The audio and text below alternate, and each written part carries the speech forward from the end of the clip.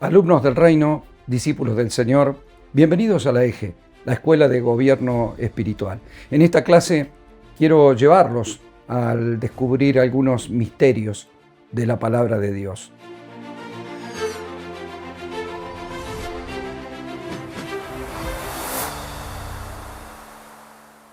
La Escuela de Gobierno Espiritual fue creada como una herramienta al servicio de la Iglesia. Hace más de 20 años he compartido clases de la Escuela de Gobierno Espiritual en distintos lugares del mundo. Ahora podemos usar esta herramienta también, que es extraordinaria, a través de YouTube, de poder llevar estas clases a cada uno de ustedes, a sus hogares, en los lugares y en los momentos en los que pueda escudriñar esos misterios que les estoy planteando. Al menos hoy es muy interesante arrancar por este tema de los misterios de la palabra del Señor. Y hablo de misterios porque la Biblia habla de misterios y porque la Biblia misma dice que es necesario acceder a ella por medio de la revelación. Yo suelo dar como ejemplo que la palabra es como un mar. Hasta ahora solo hemos alcanzado las olas, pero en realidad es un mar extenso cuando tratamos de manera natural de explorar algunas zonas. Los seres humanos podemos nadar, podemos surcar las aguas a través de algún barco, o podemos sumergirnos con los equipos adecuados. Incluso la tecnología actual permite que algunas personas bajen a muchos metros de profundidad. Aún así, siguen descubriendo cosas que no habían descubierto, siguen descubriendo nuevas criaturas que parecen venidas de otro planeta, misterios y tesoros escondidos que solo Dios sabe dónde y cómo serán ahí en el fondo del mar. Así es la palabra. Si nosotros compramos una Biblia, lo que tenemos es un libro, pero de ahí a poder acceder a las profundidades de las Escrituras es todo un proceso al cual solo puede llevarnos el Espíritu Santo. Nicodemo era un maestro de la ley y cuando se acercó a Jesús, creyendo que algo tenía Jesús de Dios por causa de las cosas que hacía, lo hizo de noche porque lo hizo con temor de que sus pares pudieran descubrir que él estaba ansioso de conocer un poco más de este maestro de Galilea.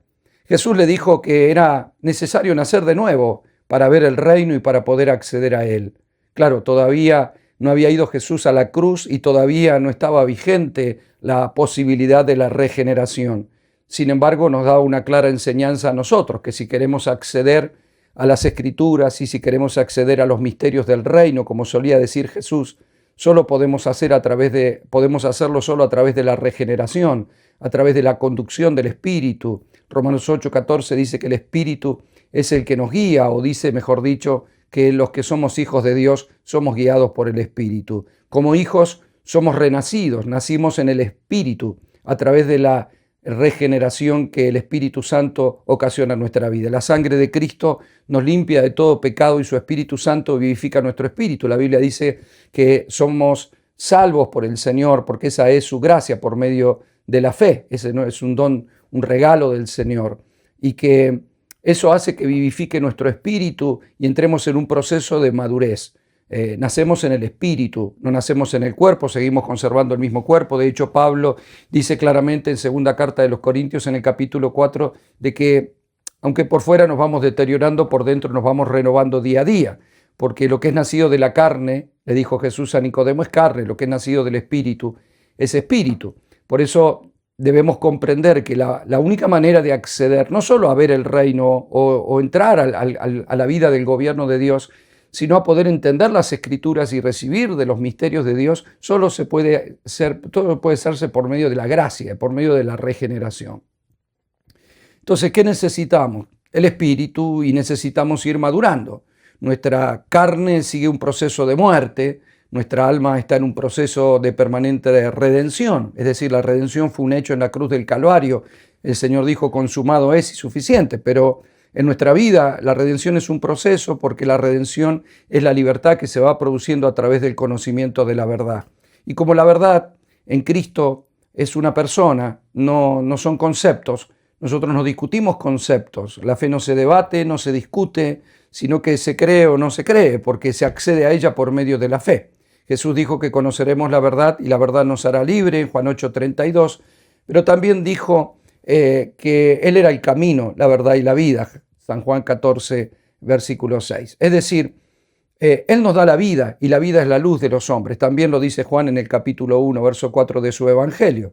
Lo que nosotros debemos comprender es que solo la regeneración, la vida del Espíritu, hace que tengamos comunión con el Espíritu Santo y podamos recibir luz, podamos recibir entendimiento, podamos recibir revelación.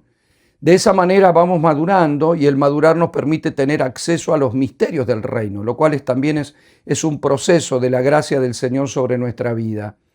Ahí hay misterios escondidos. Jesús le habló algunos de esos misterios a los discípulos. De hecho, Él les dijo que a otros no, pero a ellos sí les había sido dada la revelación de algunos misterios. Y entonces les explicaba algunas parábolas que no son enseñanzas utilizando ejemplos sencillos para que el ser humano entienda, sino que Jesús hablaba la parábola para que escuchando no entiendan, ni se arrepientan, ni se conviertan de sus pecados, porque todavía eso era parte del Cristo en los días de su carne, pero solo después de la cruz, solo después de la resurrección, entramos en las dimensiones del nuevo pacto, en donde sí Dios no solo puede darnos vida, sino también revelarnos esos misterios. Los misterios de los cuales el Señor habla son misterios precisamente porque las cosas trascendentes de la vida no se dejan sobre la mesa, no se dejan en la calle tiradas. Las cosas de valor están bajo llave, están bajo ciertas claves, y uno no se las revelaría a cualquiera. Si uno tiene recursos, riquezas o documentos muy importantes, uno lo que hace es ocultarlos, ponerlos en una caja de seguridad, ponerlos en una cuenta de banco, con una clave para que nadie pueda acceder a menos que tenga esa clave. Bueno, de la misma manera funciona la Escritura. Hay riquezas que son trascendentes, que Dios quiere otorgárnosla, pero que no las da de manera superficial. Él busca que seamos profundos, porque la Biblia dice que el Espíritu Santo busca y escudriña de lo profundo de Dios y nos lo hace saber. Es decir, el Espíritu y solo el Espíritu puede hacernos comprender las cosas espirituales. Para el ser natural, para la mente intelectual, todo eso puede ser locura, pero Dios nos lleva a la revelación de la palabra y a la revelación de los misterios. Lo que hace Dios es traernos revelación. Si alguien revelara el número de una caja de banco, tendría acceso a los documentos que están ahí o a las riquezas que están en esa caja de seguridad. De la misma manera, Dios nos da revelación por su Espíritu. No lo hace cuando somos inmaduros espiritualmente, no importa la edad que tengamos, pero si hace poco tiempo nos convertimos, lo que tenemos son experiencias sensoriales, experiencias con Dios que parecen muy espirituales y muy lindas, pero todavía no accedemos a los misterios. Esto hace y genera que corramos cierto riesgo, como cualquier niño corre un riesgo al ser educado en una familia que puede ser buena o mala, en una cultura que puede ser buena o opresiva. Conocemos niños criados en hogares con amor, con abundancia, con bendición, con familias de buenos principios y de buenos valores, y el niño será formado en ese contexto. Pero claro, también sabemos que un niño puede crecer en un hogar carenciado, en un hogar con violencia, en un hogar con desamor, en un hogar con abandono, con muchas necesidades, e indudablemente será deformado su corazón y deformada su mente por valores y por pensamientos que son tristemente desagradables, incorrectos, anticristianos. Entonces, necesita Dios que maduremos y corremos el riesgo porque cuando nos convertimos al Señor, aquella persona que nos predicó nos invita a la iglesia, nos invita a congregarnos y eso está perfecto. El problema es que no tenemos la capacidad de elección porque todavía no distinguimos entre una congregación con una buena enseñanza, con una sana doctrina o con una liturgia acorde a la voluntad de Dios o con una congregación que puede tener ciertos errores y ciertas desviaciones sin hablar o mencionar aquellas que son sectas o que están totalmente desviadas. En los mejores de los casos, que nos convertimos al Señor y nos llevan a la iglesia, sabemos que hay diferentes denominaciones, sabemos que hay diferentes formas de hacer liturgia. Algunas iglesias son de cantar más, de celebrar más, de predicar la palabra con más profundidad. Algunas oran por sanidades, por milagros, por liberación. Otras no lo hacen de esa manera. Hay diferencias. Las diferencias, yo siempre digo, enriquecen, siempre y cuando no sean diferencias que estén pisando aquel error que toca las doctrinas fundamentales. En tal caso estaríamos hablando, lo reitero, de alguna secta o de algo por el estilo. Pero en la liturgia, en la forma de celebrar, esas diferencias no son malas, enriquecen porque la gente tiene la posibilidad de elegir, pero solo elegirá con el tiempo, porque la impronta es aquello que nosotros recibimos cuando llegamos a un lugar. No elegimos, nos acabamos de convertir al Señor, algunos que nacieron espiritualmente y como niños en una iglesia, bueno, absorberán aquello que sus padres le enseñaron congregándose en determinado lugar, y los que se convirtieron ya más de grande y son invitados a la iglesia, no eligen porque nada entienden y empiezan a congregarse. Cuando empiezan a congregarse empiezan a ser discipulados y está bien. El tema es que aquella doctrina con la cual los discipulan puede ser correcta o puede estar desviada en algunos conceptos. No lo sabemos porque no podemos distinguir, de la misma manera que un niño no puede distinguir de la leche de su madre o de la leche de la vaca. No puede saber cuando una comida, cómo fue elaborada. Ni siquiera los bebés saben cuando empiezan a comer comida sólida si es dulce o es salada. Por eso la prueban porque no sabe lo que se le viene. Y algunas cosas le gustan y otros no, y no puede elegir. No puede elegir porque es niño. Pablo dice en Corintios 13, al final del capítulo del amor, que cuando era niño hablaba como niño, juzgaba como niño y pensaba como niño. Pero después dejó las cosas de niño. Cuando somos niños hay un riesgo, no nos podemos defender. Nos educarán bien, nos educarán mal, nuestro corazón todavía es puro y ahí cargarán lo bueno o lo no tan bueno, pero eso va a marcar nuestra vida. Entonces hay un riesgo cuando nacemos de nuevo, empezar a congregarnos en un lugar incorrecto. No lo sabemos, elegimos. Y está bien. A la larga, la gracia de Dios hará que cuando maduremos tengamos la capacidad de hacer esto que estamos haciendo ahora. Estudiar la palabra, buscar, encontrarnos con una amplitud de la verdad, con mayor luz respecto de algunos temas. Algunos tienen temor de estas cosas, pero no deberían tener temor. Lo que deberíamos tener es humildad, porque solo la humildad nos permite aprender. Y no podemos asumir simplemente que todo lo que nos enseñaron está correcto. A veces no. A veces hay cosas que nos enseñaron que no están bien. Y la única manera de poder comprender si esas cosas están bien o no están bien es estudiando con humildad, aprendiendo y asumiendo sin orgullo y sin soberbia que podemos escuchar cosas que nunca hemos escuchado, que podemos adquirir algún conocimiento de algo diferente y sin tener temor. Si somos maduros no deberíamos tener temor. Esto sería como alguien que se cría comiendo una papilla o cierto alimento y cuando crece y ya tiene más de 20 años no se anima a probar otro plato, a saborear otra comida, cuando en realidad no tendría que tener temor. Si no le gusta simplemente la rechazará y si prueba puede descubrir que tal vez eso no es veneno sino algo rico. La sospecha del veneno es cuando sos niño, ¿no? Que la mamá dice cuidado que algunas cosas no se comen, pero cuando uno crece uno puede discernir entre lo que tiene que comer y lo que es un alimento sano que puede nutrir nuestra vida espiritual y lo que no.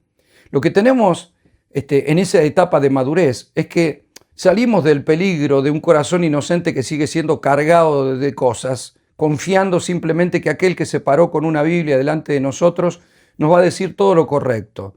Incluso esas personas que a veces tienen ese rol ministerial, como es mi caso, también tuvimos un tiempo de formación y conociendo a muchos ministros del Evangelio y muchos de ellos excelentes siervos de Dios, también encuentro que si algo en un momento lo enseñan de manera limitada o incorrecta, nunca lo van a hacer con la mala intención. Están los engañadores, los llamados lobos rapaces y está bien, no estoy hablando de ellos, estoy hablando de personas bien intencionadas que se formaron en una iglesia, que estudiaron en el instituto bíblico, de esa denominación y que luego son llamados al liderazgo y luego algunos tienen un llamado ministerial y empiezan a ejercerlo. El problema es que enseñan lo mismo que aprendieron, pero como una cuestión lógica y de la misma manera, si miramos el ejemplo natural, un padre que vivió ciertas experiencias puede haber formado su carácter y aún sin quererlo y sin gustarle termina dándole a sus hijos algunas cosas porque es lo que aprendió, no conoce otra. Entonces tenemos la responsabilidad de escudriñar, de ir en busca de aquellas profundidades, de saber escuchar a alguien con tolerancia y luego evaluar, porque el maestro es el Espíritu Santo. Nosotros somos canales, todos los ministros somos canales, algunos como apóstol, profetas, maestros, pastor, evangelistas, somos canales para que el Espíritu Santo hable y enseñe. No porque seamos dignos o porque hayamos hecho algo en especial para ello. La Biblia enseña que tenemos un llamado, que los dones ministeriales, lo dice Efesios 4:11, son para perfeccionar a los santos. Somos hermanos mayores que estamos al servicio perfeccionando a los santos.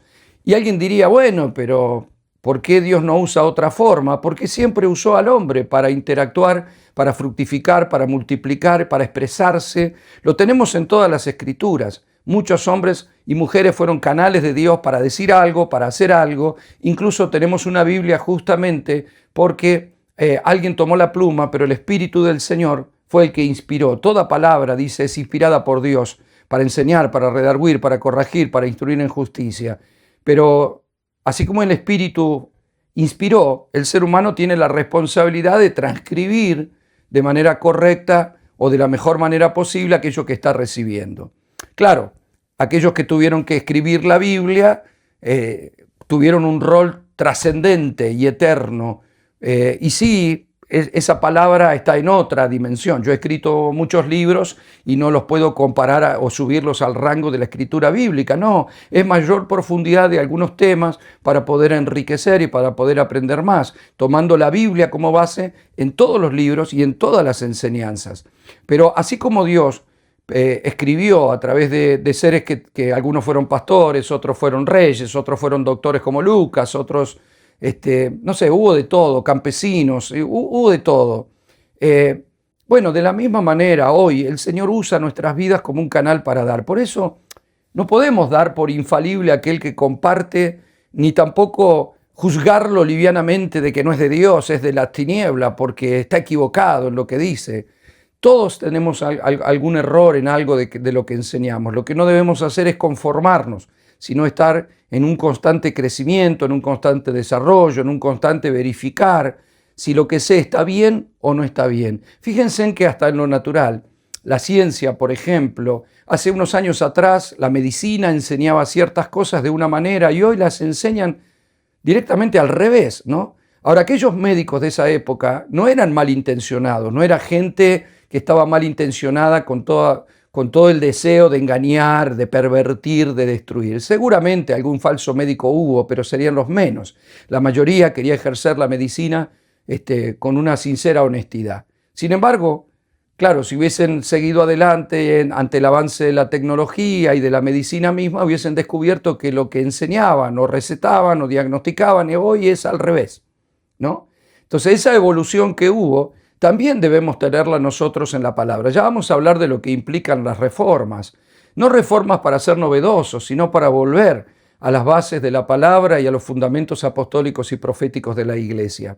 Pero sí es nuestra responsabilidad, siendo maduros, poder escuchar, poder evaluar, poder comparar, poder preguntarle al Espíritu del Señor, que es el que nos guía a toda verdad y justicia, si está bien lo que tenemos, si lo que yo vi lo vi hasta acá porque el que me lo enseñó hasta acá me mostró, o hay mayores profundidades, porque esas profundidades son trascendentes, nos pueden llevar a la plenitud de Cristo que la Biblia nos promete. Además, si hablamos de gobierno, Pablo es claro en Gálatas 4 de que los niños espirituales, aunque sean herederos de todo, aunque sean hijos del rey y herederos del reino, no pueden usufructuar tal privilegio hasta que no maduren, estarán bajo tutores y curadores, dice Pablo.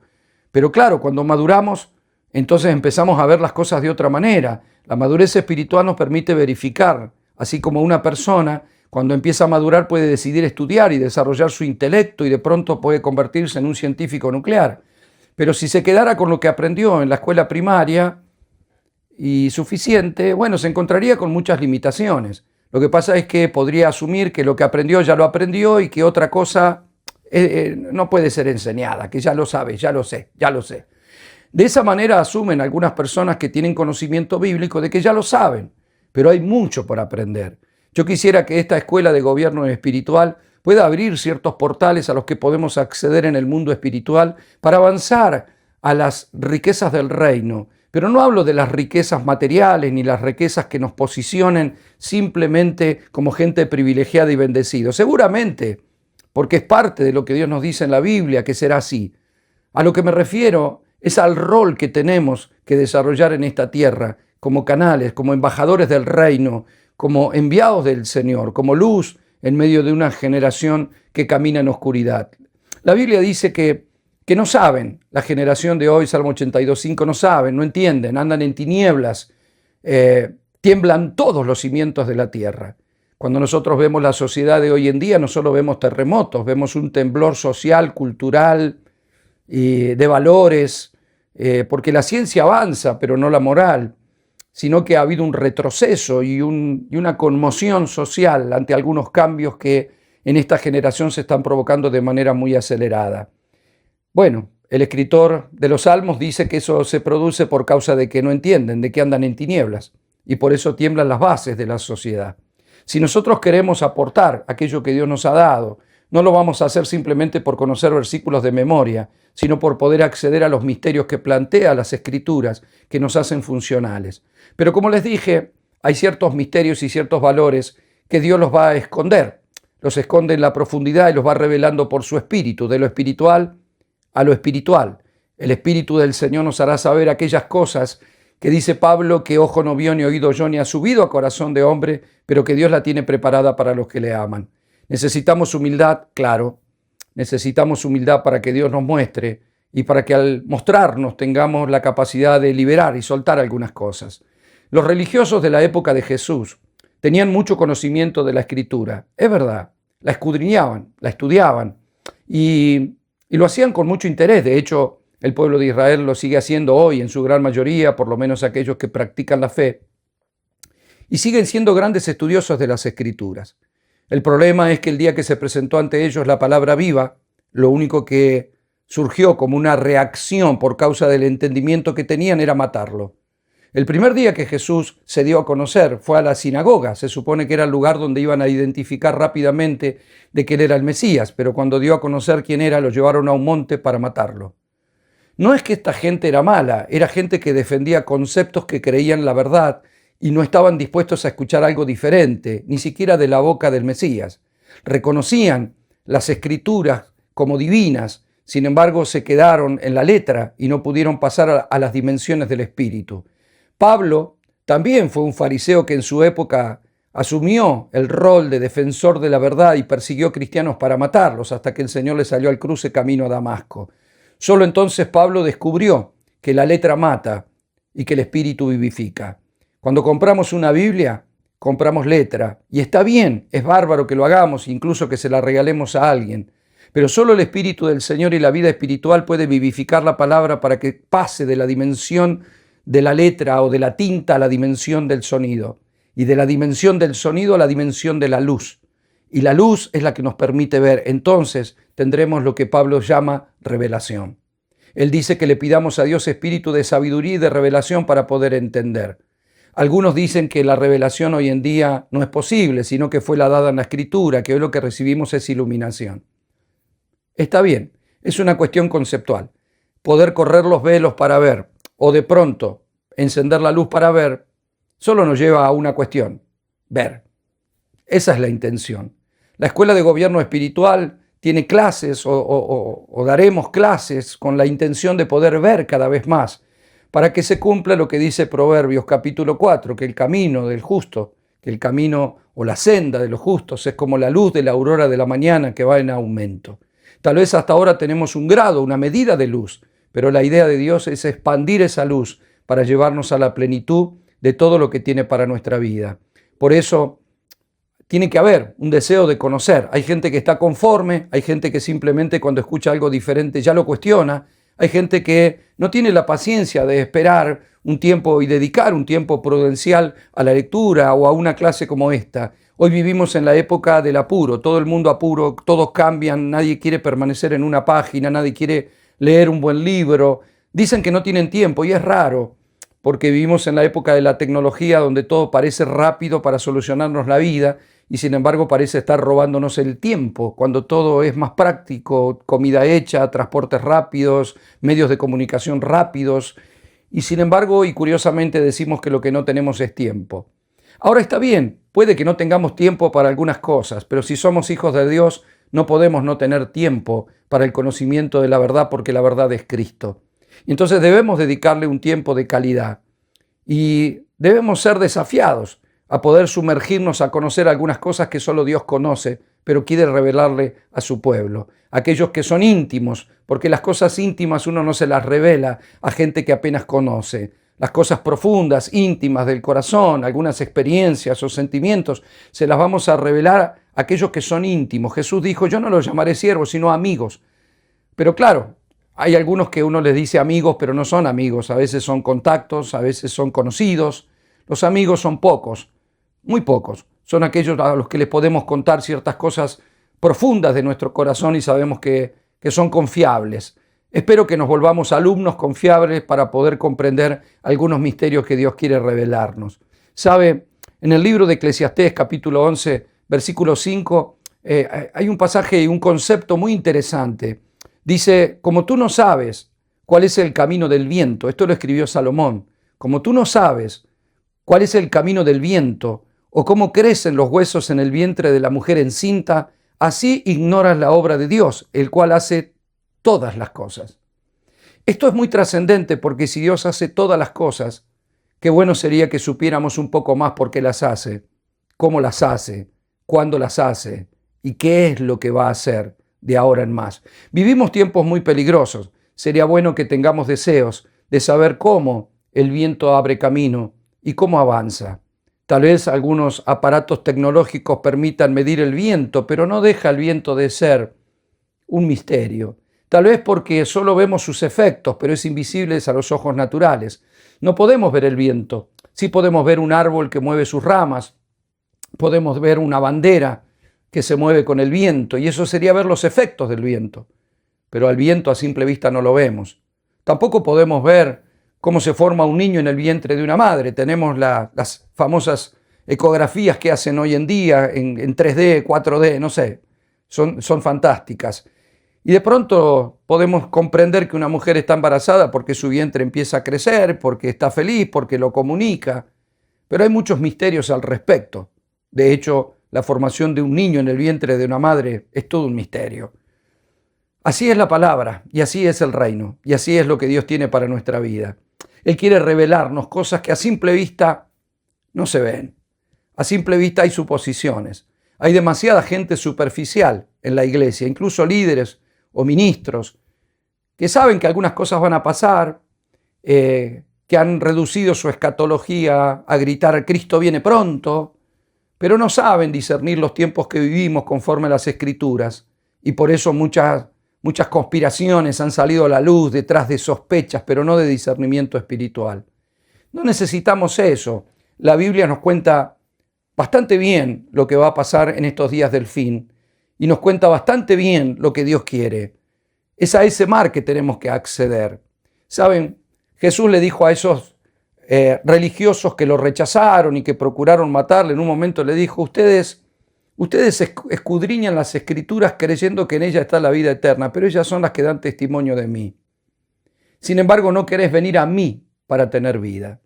Amados, podamos comprender que sumergirnos en la palabra, sumergirnos en la verdad, nos alcanza. No estoy hablando de la teología llana, de memorizar la letra. Estoy hablando de dejarnos guiar por el Espíritu para acceder a las profundidades no místicas, espirituales del reino, a través de la madurez, a través de las Escrituras, a través de algunos temas que son trascendentes y que los estamos manejando con cierta liviandad.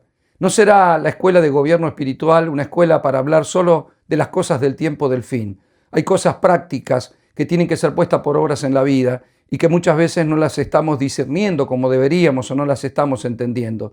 Entonces el Evangelio se trata de asimilar un montón de conceptos, pero no de ponerlos por obra. No sirve. El Señor quiere hacer discípulos y para ser discípulos debemos ser alumnos, que podamos comprender, que el Señor nos pueda enseñar, que nos pueda llevar a las profundidades de la palabra. Eso será todo un desafío, pero la invitación queda abierta para que podamos comprender que aquello que hemos recibido, que es el Espíritu del Señor, que vive en comunión con nuestro espíritu, que alumbra, que ilumina, que revela nuestro ser, llevando la palabra a la dimensión de la luz para que podamos ver espiritualmente y llegar a comprender los misterios del reino, implica de un corazón dispuesto, de un corazón determinado. Santiago 1.5 dice que el que pida sabiduría a Dios, que la pida con fe, no dudando, y Dios se la dará en abundancia y sin reproche. Eso es porque el primer interesado en darnos la sabiduría espiritual es el Señor. Solo que algunos no la buscan, a algunos no les interesa, algunos no la quieren, pero el deseo de nuestro Padre es poder otorgarnos las riquezas del reino. Amados alumnos del reino, discípulos de Jesús, espero que nos encontremos en la próxima clase de la EGE, Escuela de Gobierno Espiritual. Chao, bendiciones.